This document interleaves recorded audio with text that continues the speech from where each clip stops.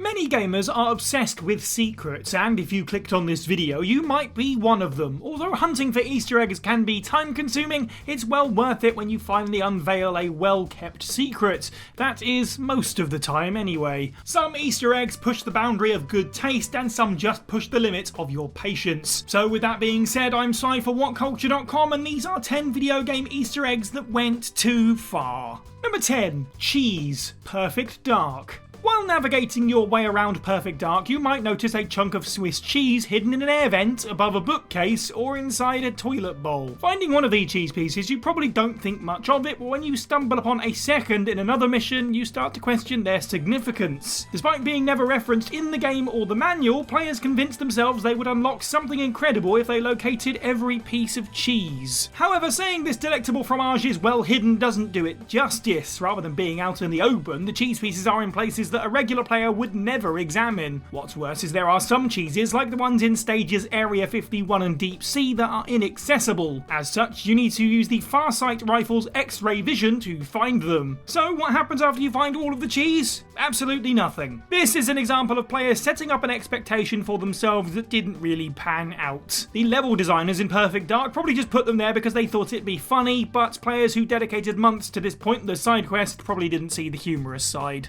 Number 9. Creepy Leon. Resident Evil 4.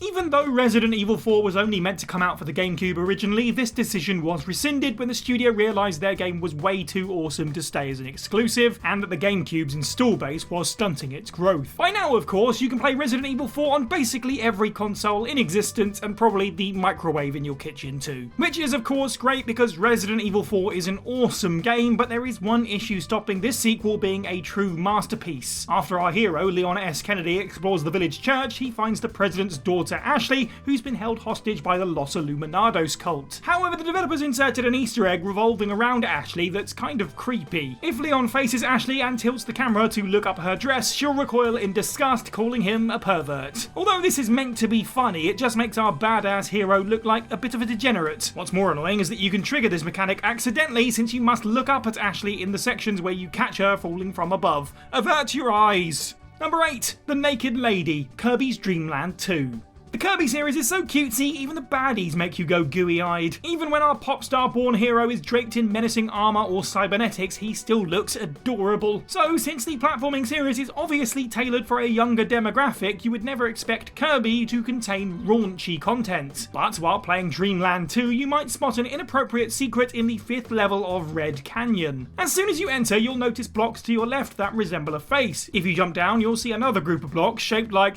below that there's a single block that's that's a belly button, and below that, well, I can see where this is going. Basically, the developers tried to insert the image of a naked lady in this level. Although you can't see the whole image in one go because the blocks are so spread out, that doesn't make it any less inappropriate for a child's game. Naughty Easter eggs are nothing new, but it's tasteless to insert a crude image like this in a Nintendo property that's geared towards kids.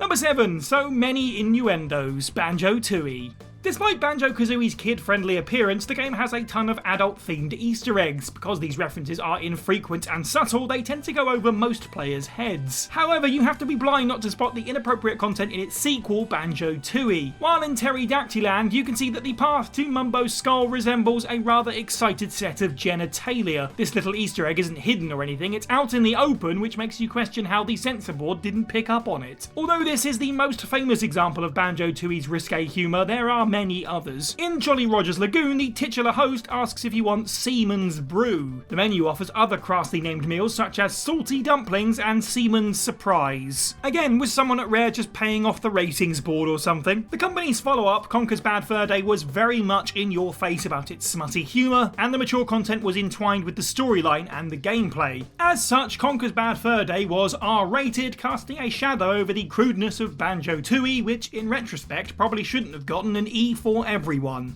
Number 6. How can anyone figure that out? Battlefield 4. If you're one of those gamers who has to collect every single item in a game, then it's best to avoid Battlefield 4 if you value your sanity. See, this FPS has an Easter egg that's so convoluted it makes the Enigma machine from World War II look like child's play. While in the Dragon Valley stage, you'll see a lantern beside a skull pillar that's flickering unnaturally. If you dabble in Morse code, you might notice the flickering is a coded message. Since the message is in Belarusian, yes, really, you're kind of stuck unless you're familiar with the language. Now, if you're wondering how any reasonable player could have worked this out, that's only the first part. To claim your prize, you need to solve a series of grueling conundrums which involves absurdly well-hidden switches, using sound editing software outside of the game to decrypt song lyrics, and cracking an alphanumerical code.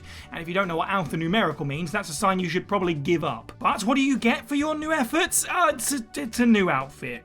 Yay. Number 5. NERO'S Family, Final Fantasy IX.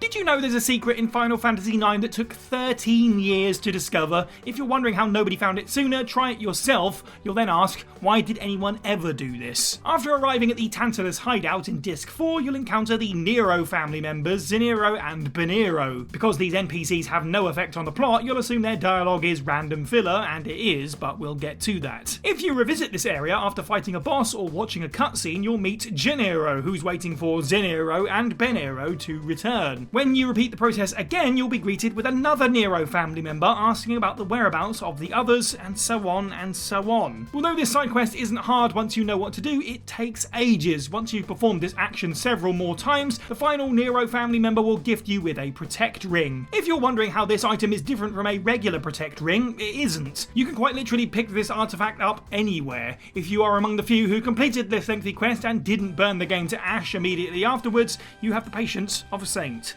Number 4. Risk breaking your cartridge, Sonic 3D Blast. While making Sonic 3D Blast, the developers noticed it had a nasty habit of crashing. Lead developer John Burton got around this problem by implementing an exception handler. With this program, the player would be taken to the level select screen if Sonic 3D Blast was about to crash. This was done to get around Sega's approval process that allows them to publish titles. Even though this was a sneaky way to bypass the issue, it caused another problem. By slotting the cartridge into the Genesis incorrectly, players were taken to this secret menu, allowing them to skip to any level. Unfortunately, this cheat encouraged players to mess around with the cartridge or hit it while the console was on. This sort of behaviour, of course, is dangerous since it can cause irreversible damage to the game or the system. In hindsight, it's pretty obvious the developers should have remedied the issue and delayed the game rather than just make it a fun little Easter egg of sorts. But if you want to open the level select mode without risking irreparable harm to your cartridge, you can simply enter the code Barracuda instead.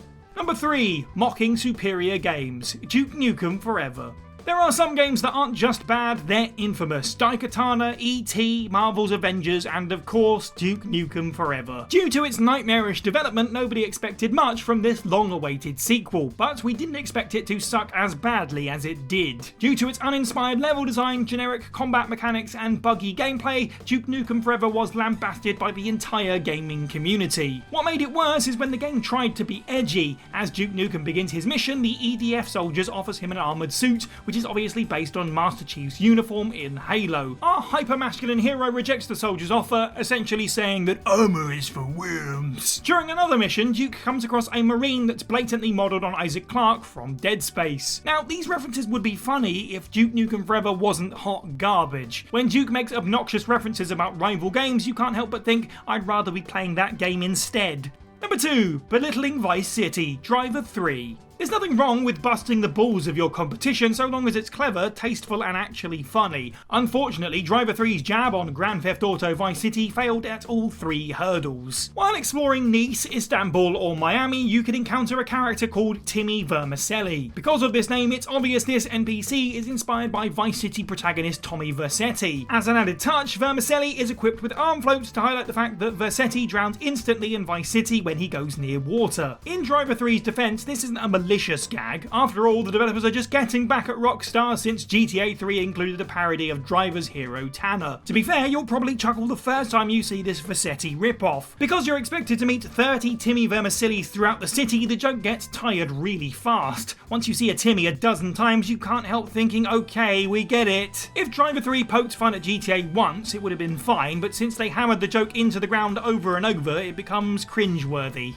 Number 1. I don't know. Trials Evolution. Trials HD suffered some flack for inserting a ridiculously complex puzzle that offered no reward. Because this side quest angered players, you'd assume that Ubisoft would be more careful in the future. Instead, they inserted the most ridiculous Easter egg conceivable in the follow-up, Trials Evolution. Try to wrap your head around this one. If you collect all of the inscribed wooden planks, it'll spell out a code. Once deciphered, you will be led to a melody which you need to place in a spectrograph. If you are wondering where the spectrograph is in the game, there isn't one. To solve this riddle, you need a real spectrograph. Just when you thought these clues couldn't get any more meta, you're given coordinates to locate 4 treasure chests in Bath, Helsinki, Sydney, and San Francisco. Again, not in the game, in the real world. It gets weirder. These chests contain a key, one of which will open the final box, which is under the Eiffel Tower. And what's in this elusive box? Well, nobody knows because the box hasn't shown up and won't until 2113 AD, leaving this puzzle unsolved for another 90 years. Just to remind you, Trials Evolution is a platforming motorbike game, not a detective title. I mean, seriously, what is this all about? Also, why bother with this convoluted Easter egg when the final prize couldn't possibly be worth waiting for? Even if the box contains $1 billion, it won't matter since we'll all be dead. Is someone really going to include Trials Evolution Easter egg key in their will? I doubt it. And that's the list. Let us know what you thought of this video down in the comments below. Which of these Easter eggs do you think went too far? And of course, let us know of any others that we didn't include. Make sure you like this video, share it with your friends, subscribe and hit that notification bell. Head over to WhatCulture.com for more content every day. I've been Si for WhatCulture, and have a good week.